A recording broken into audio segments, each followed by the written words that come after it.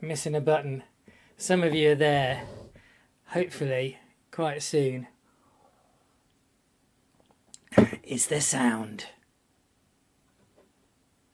There is sound. Awesome. Oh, you have the YouTube sub.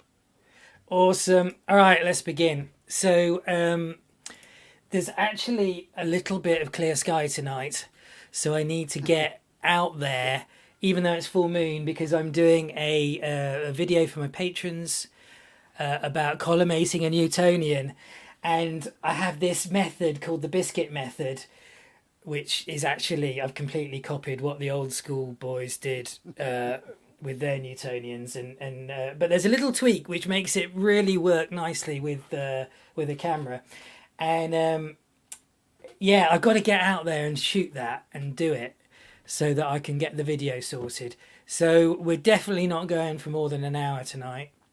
And the topic of this one is Andromeda, right?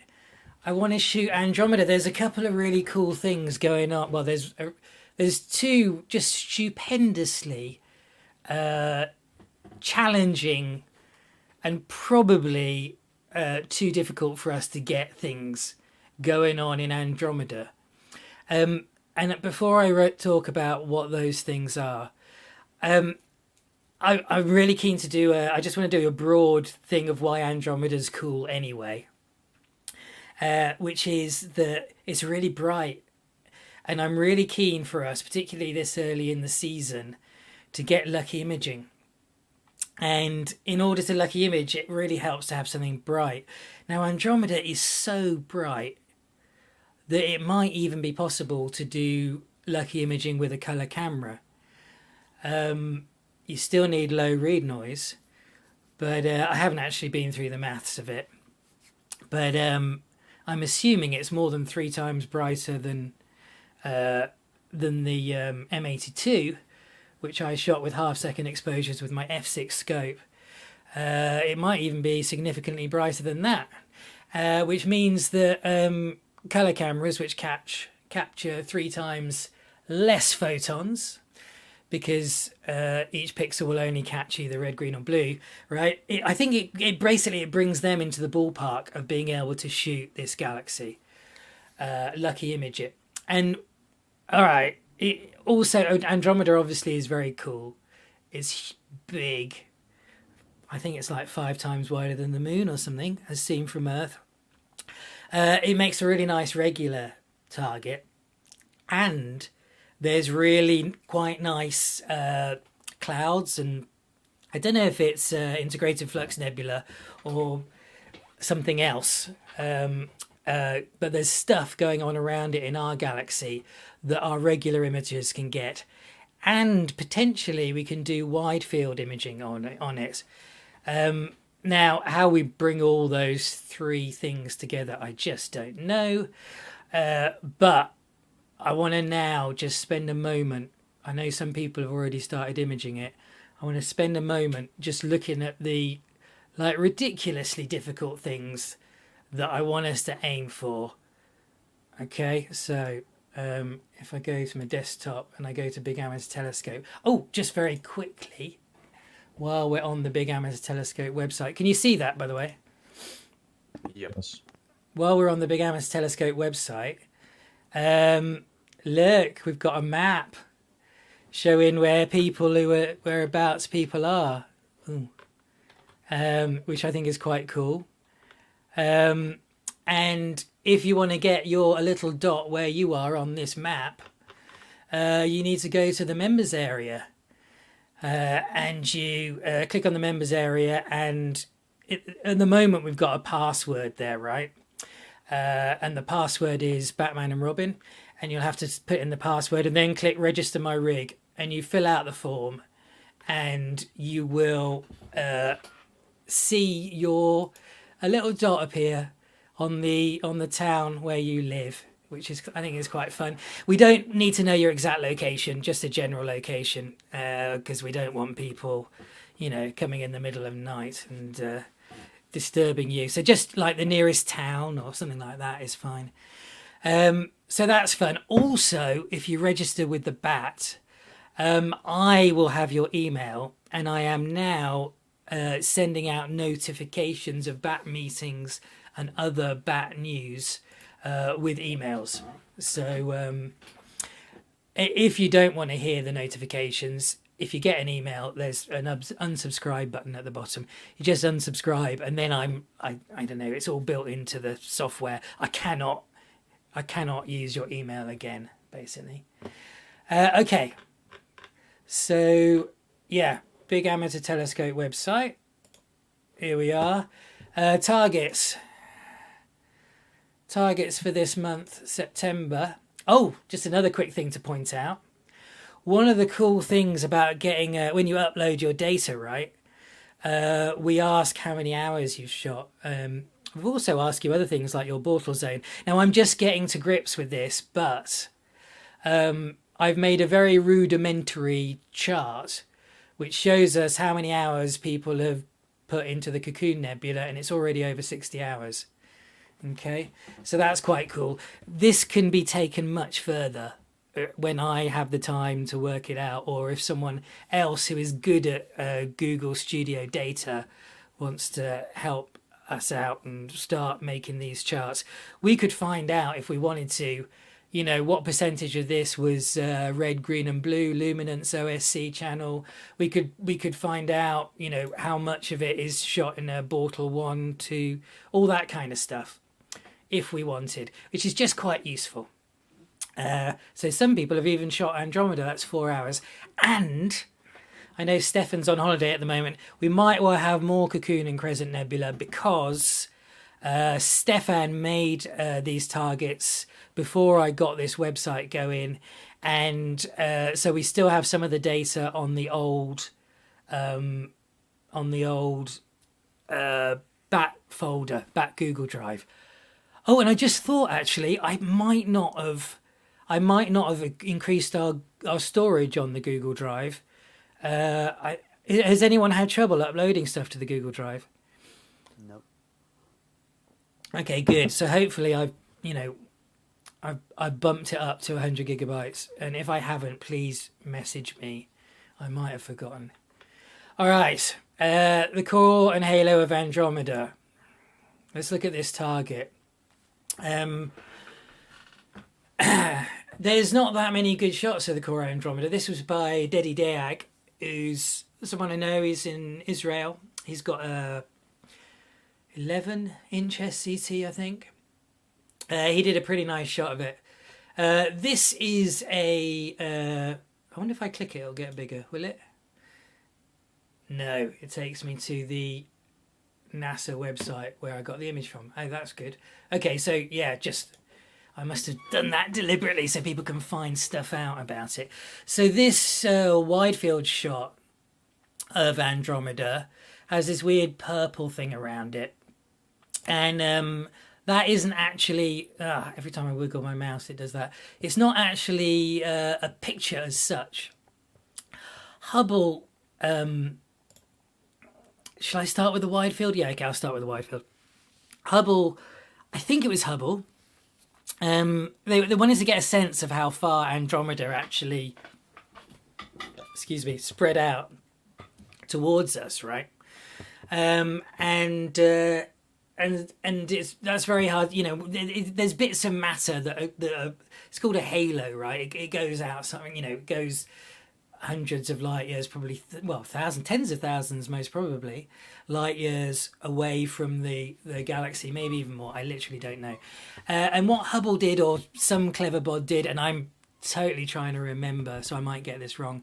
It looked at something that was like equally bright all over the universe, like quasars or something, and it measured them around Andromeda just to find out how much stuff there was making from Andromeda that was making the quasar or something dimmer. I'm probably wrong about the exact things that I'm saying, but the general idea is it's not an image. They had to measure like particular points away from Andromeda and use the data that they got to kind of guess how much of the light coming from the distant quasars or whatever it was being absorbed by the Andromeda's halo because it's so faint, right? And this is a representation of that halo. And in fact, Chuck's astrophotography has done a little short about it, and Andromeda's halo is apparently reaching our halo now, which is quite fun. So in a sense, you could say that we've already started colliding with Andromeda. Now, I don't know whether even the bat would possibly be able to detect the halo, but I'm going to talk about it a bit later. The other thing I want to talk about is the core of Andromeda. Obviously, firstly, not that many people have taken a nice shot of it, right? It's super bright, which means we can do lucky imaging, which means we're going to get more resolution. Oops, I need to put you on the desktop, otherwise you don't know what I'm talking about. Which means we're going to be able to get more resolution than what Daddy's got here, if our lucky imaging is successful. But I think what's really interesting for me, what sparks my imagination, is that Hubble took a shot of the core, right? And according to the nerds, the professional nerds, what Hubble saw was a kind of red disk of older stars, okay, near the core. And then surrounding the supermassive black hole was some young, bright blue stars. Okay? So, I mean, this is really exciting for me. I was just straight away like, wouldn't it be amazing if we could get the blue dot? We wouldn't possibly be able to get anything more than a dot, to be honest. But wouldn't it be amazing if we could get a blue dot, which is the blue stars that surround the supermassive black hole at Andromeda's core? Now, I partly deliberately haven't looked into this too much, because if you look at the image that Hubble took, which I guess is here, right? If that tiny little, can you see it? If that tiny little disc is this big red disc, then, you know, the blue dot's even small for Hubble. But I'd like to try it. And there is one thing that, clutching at straws probably, but because Andromeda is so bright, if we get enough, the core is so bright, if we get enough people lucky imaging it, we're going to be able to do something that we haven't done before, and that is use sharpening to get more resolution. You need lots of data in order to sharpen without getting blown away by noise, right? Being as Andromeda's core is so bright, I think even if we don't manage to get the blue dot that surrounds the supermassive black hole of Andromeda, even if we don't manage to do that, I think we're going to learn a lot about the bat's potential, because we will be able to, hopefully, if enough of us shoot Andromeda's core and lucky image it, we will hopefully be able to start sharpening lucky imaging data. Okay, and I'm gonna go to the floor pretty soon, because as I said, I need to get out there, and I think quite a few people have got things to say about this, but I'm just going to talk briefly about the halo around Andromeda, the wide field or the regular image. This is what we shot last year in the bat of Andromeda. It was pretty early on in the process. I'm not sure we did any lucky imaging. It's really nice, actually, really nice shot. There is a lot more detail to be had, a lot more faint stuff to come out over here. So if people are regular imaging it, I'm sure we'll start, when the data builds up, we'll start seeing things in our own galaxy that are cool. Now I have made the oh, here's the regular images reference frame here. So this is the reference frame. It's actually quite wide. It's 3.5 degrees. And I wanted to make it wise because I thought to myself, if we're going to be able to see anything of the halo, right, presumably the halo is going to be slightly denser nearer Andromeda, and it's massively, massively, massively faint. But maybe we'll just start to see the galaxy just spreading out in this direction and maybe around here. And I know that I've always, whenever I've shot Andromeda, actually, I've always noticed a slightly unsightly lighter patch down here. And I've always assumed it's because I've done bad flats, but just a small part of me is wondering whether we're beginning to see Andromeda's halo. I don't know. It's supersonically faint. Getting the halo will require incredibly good flats. Because if you're shooting this, right, then, and you do background extraction, right, if the halo's in kind of like a circular shape, well, that really does mimic the vignetting that you get when you shoot with your telescope anyway. I have got a few suggestions for how we might get around that. Have I written them down here? Oh, maybe I didn't write it down. I think in here I've got some suggestions. I basically wondered whether people might want to, rather than center Andromeda, off-center Andromeda. I think this is all up for discussion, really. I haven't thought about it a huge amount more than that, other than thinking it's going to be incredibly hard to do. I suspect we won't manage to definitively get the halo. I really think it'll probably be too faint, but we might get something. And even if we don't, there's so much cool stuff going on in the foreground around our galaxy, and there'll probably be loads of galaxies in the background and stuff. I think it still makes a good target. Okay, so yeah, I've waffled on for a bit now. Does anyone want to talk about these targets? I don't know how to reach my hand up, but I would really suggest that the core of Andromeda is really within reach. Today, I tried a new method to wash out the center of the galaxy, and I can actually get extremely good details from just next to the core, the very, very core. So if you take a look at yeah, I that saw it image actually. Let me have a look.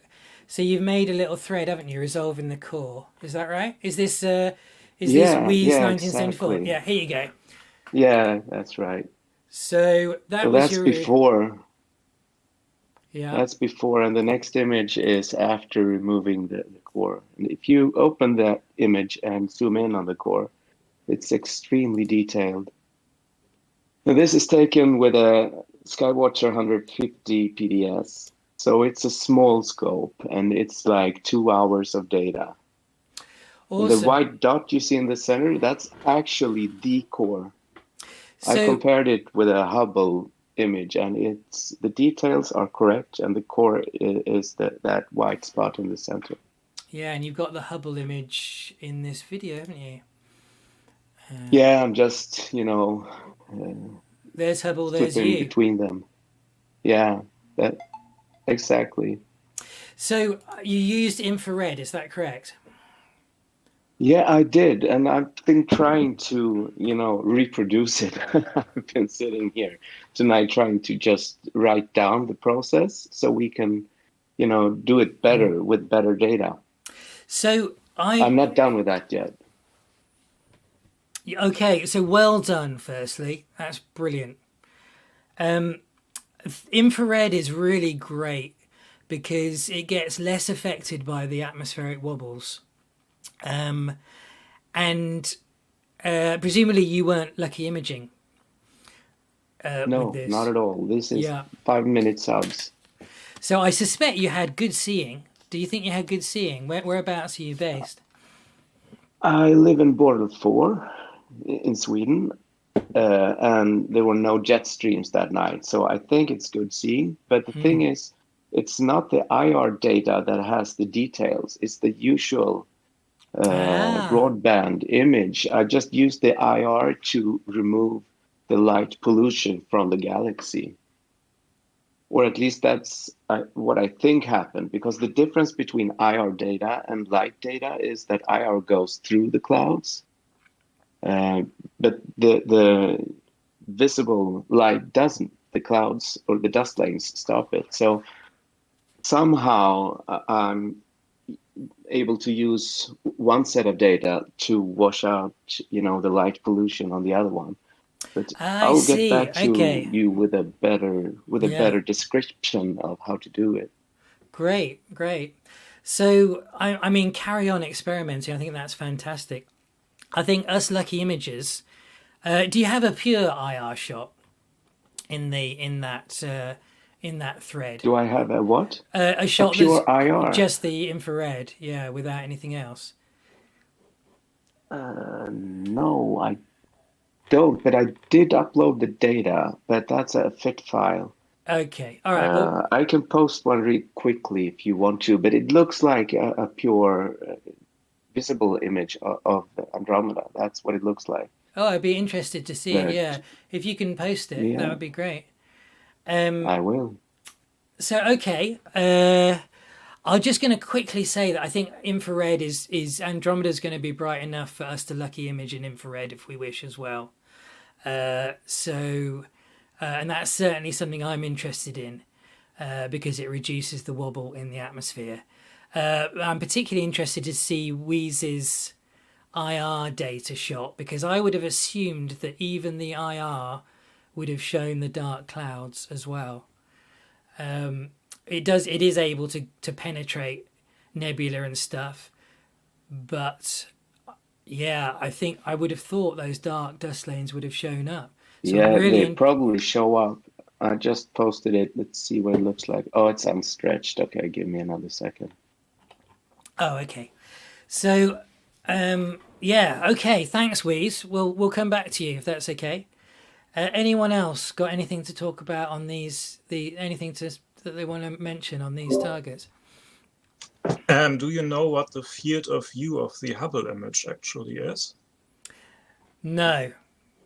I think because if we know the field of view, we could calculate the pixel scale and then apply a Gaussian filter to get an idea what we can image from the Earth in terms of resolution.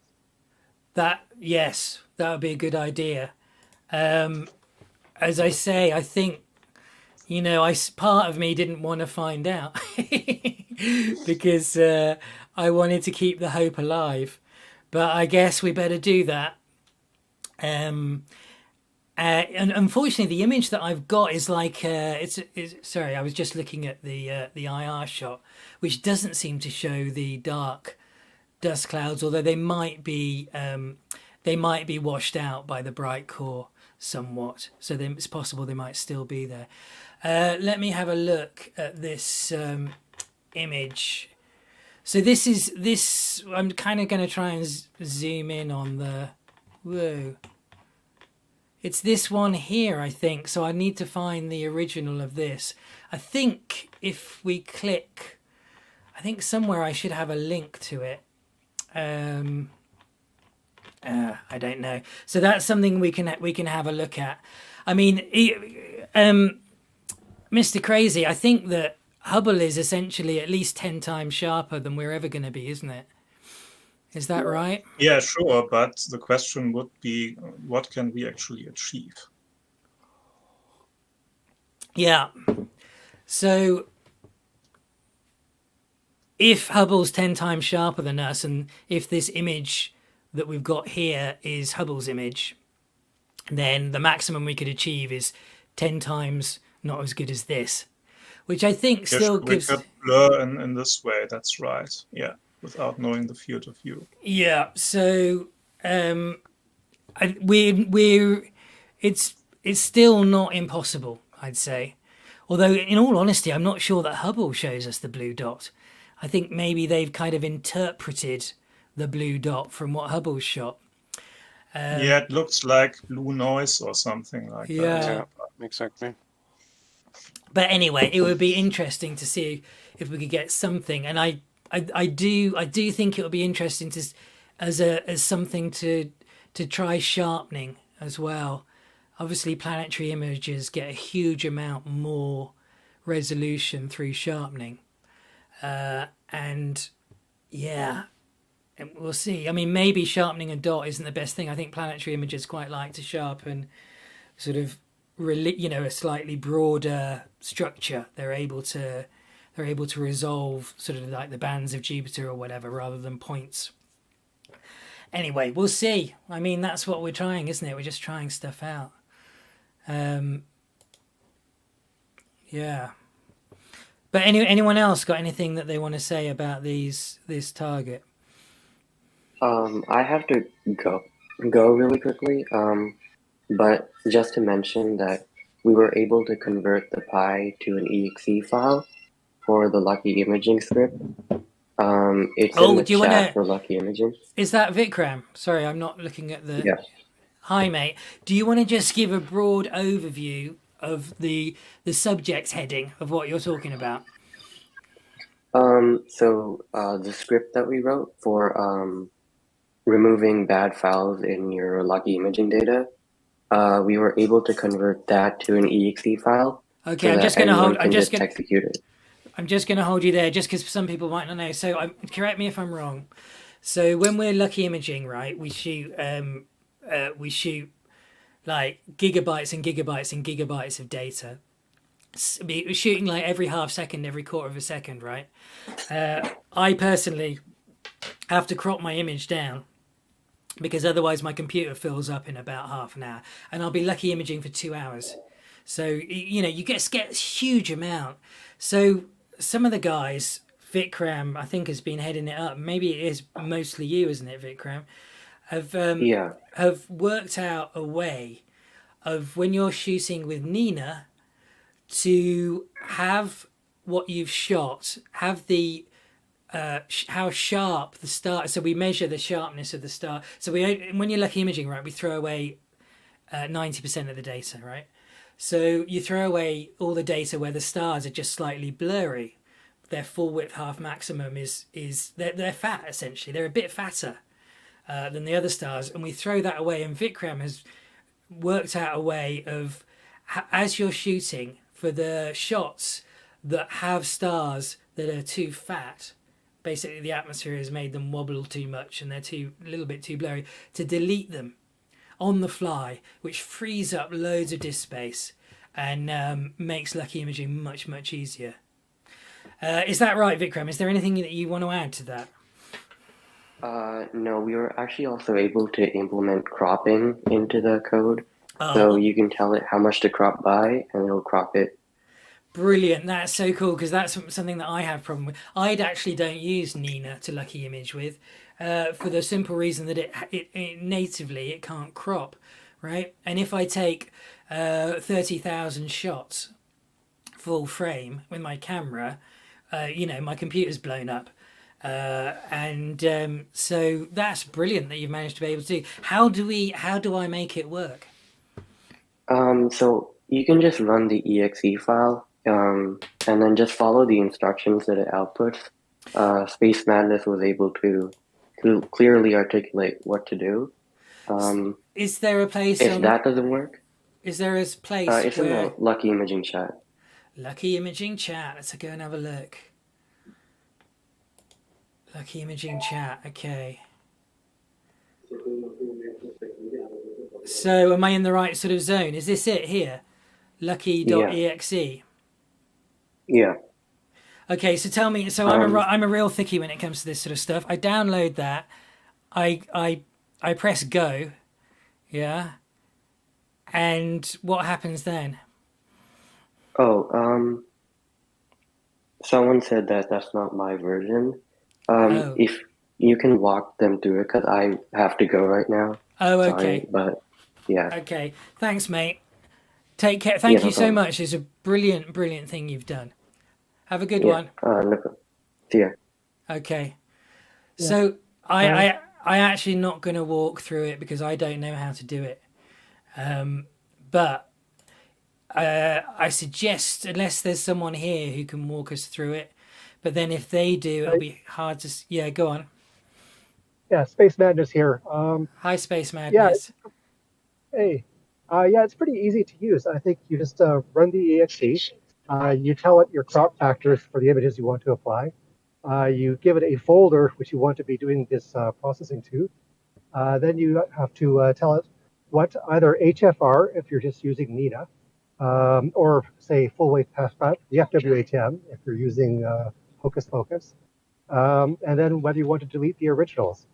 The only trick to making this work is that you have to tell Nina to put your HFR or your FWHM in the file name at the very start of it so that it can find these and then filter them. Other than that, it should be pretty easy.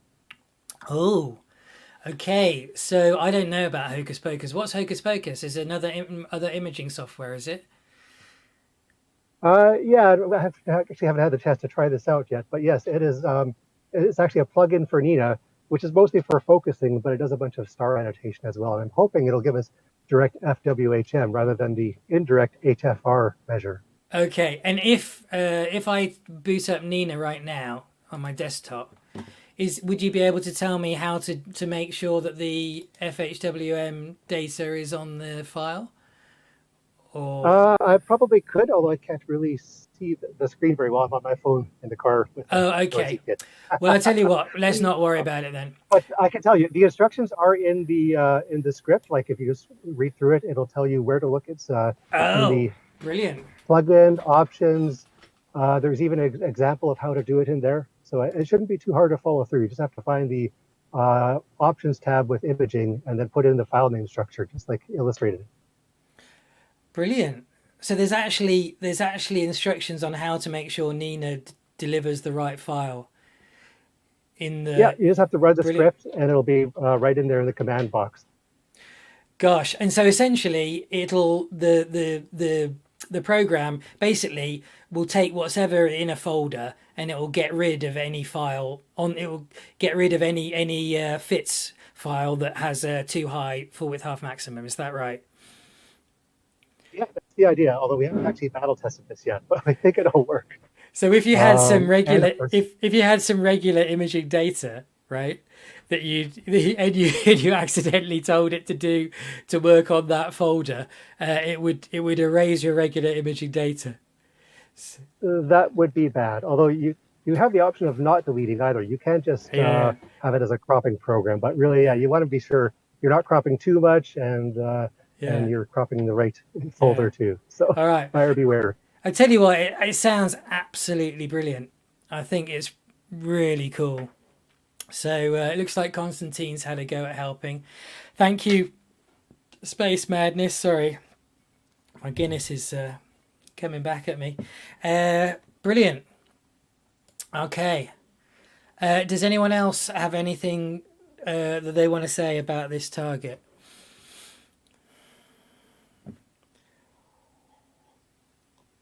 Or any questions about lucky imaging?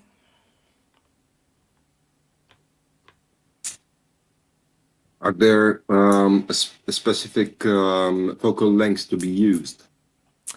So we have a, let me just see if I can get it. We've got the reference frames, right? And these are the reference frames that you should... I don't know, can you see my screen? These are the reference frames that you should get when you're lucky imaging. It is 0.3 degrees, 0.327 degrees, this particular one. So, yeah, you're going to need to have a fairly long focal length. Well, obviously it depends on your pixel size, but, around about 1600, something like that. Okay, I see. Thank you. I mean, you can try it with shorter focal lengths. I mean, really, if you can, if your seeing's good, and you're able to image stuff at around about 1 arc second, then boom, you're our best friend. and you can do that with scopes that have a shorter focal length than 1600. But I think I think that to get that kind of frame, so I suppose what I'm saying is you might be wider field. You can just crop in or not. It's up to you. This. I assumed that this reference frame would be a little bit too big for most of our lucky images, right? And the reference frame, I'm assuming that I'll try and trace out a square. I'm assuming that someone's image might sort of be a square like that fits inside our reference frame. That's kind of what I assumed when I was making the reference frame. But I guess it doesn't matter if it's bigger. But when you align it, your bigger shot will be cropped to the size of the reference frame. At the moment, anyway.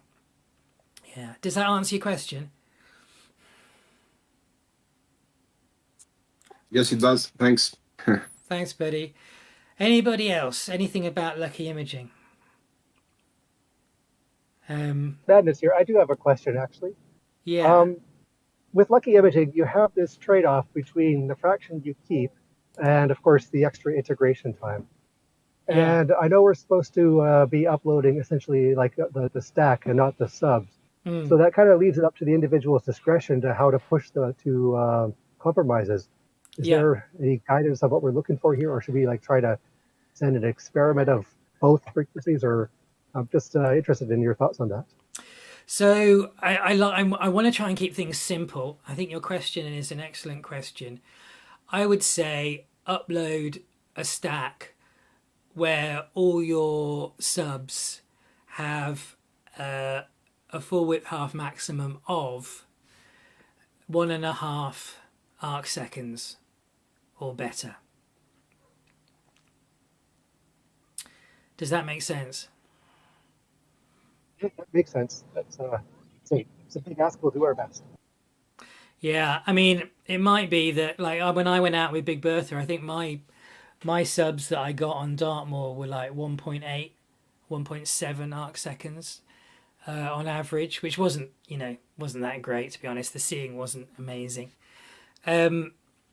But yeah, okay, being as this is our first time doing it in anger, let us make it what I know I can achieve. I know this is a big cheat. Let's make the subs 1.8 arc seconds or better. Yeah. So choose your subs like that. Essentially, if people upload stuff that's above or below that, it's not the end of the world. Because we can choose to use it or not use it when we're processing the data.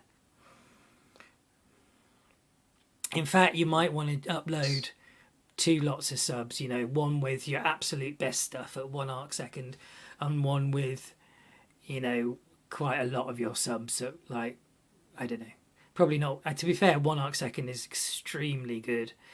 But do you know what I mean? You could potentially upload 2 or 3 stacks with different full width half maximums. Does that make sense? Makes sense. And I think that we're getting people involved by having a 3 arc second target for engaging in lucky imaging. So there's like the super lucky imagers and then the regular lucky imagers almost. That would make sense to me, maybe. Yeah, I don't think we have many people who can actually get down to 1.5 arc seconds. Awesome. I certainly can't. I know the best I got was 2.1. Well, hold on. What have you got again? Remind me. You've got a 10-inch f4. Right. You know what? I reckon if you had a good night of seeing.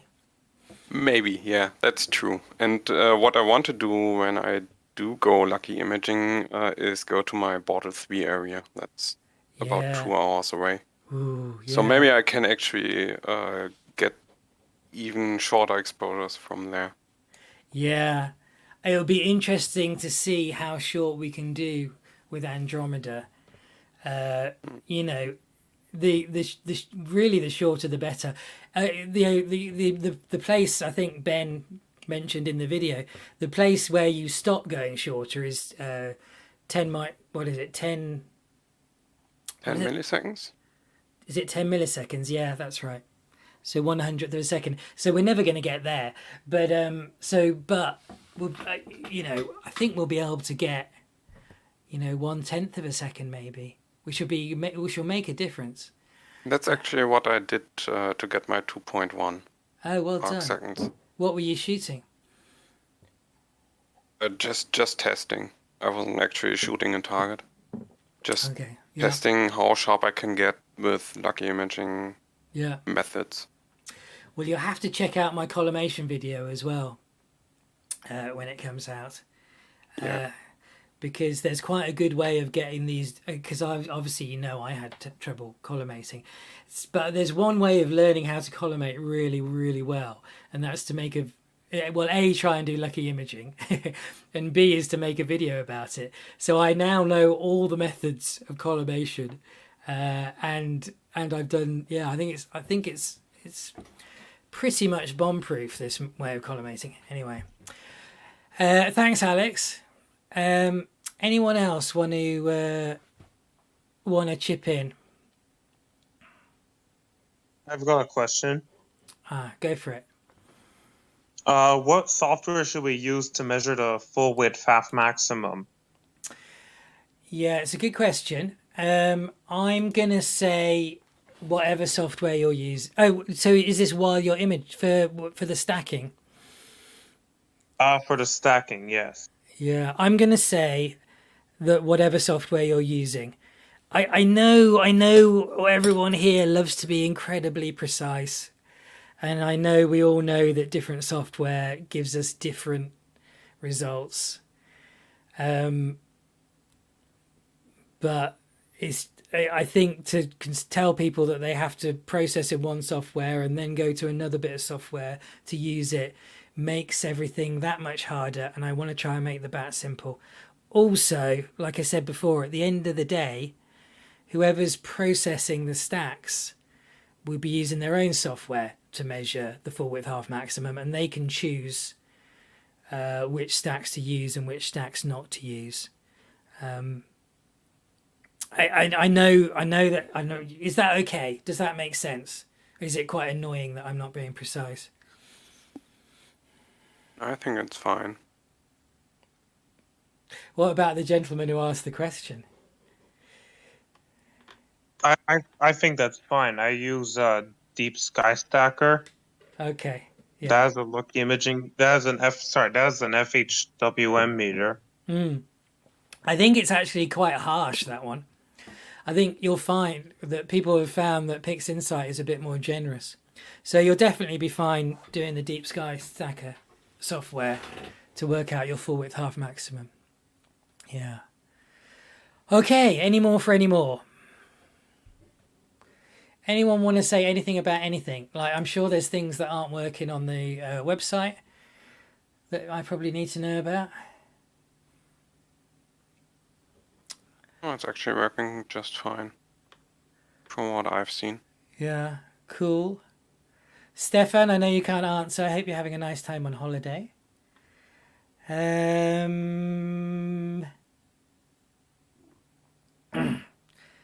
Alrighty.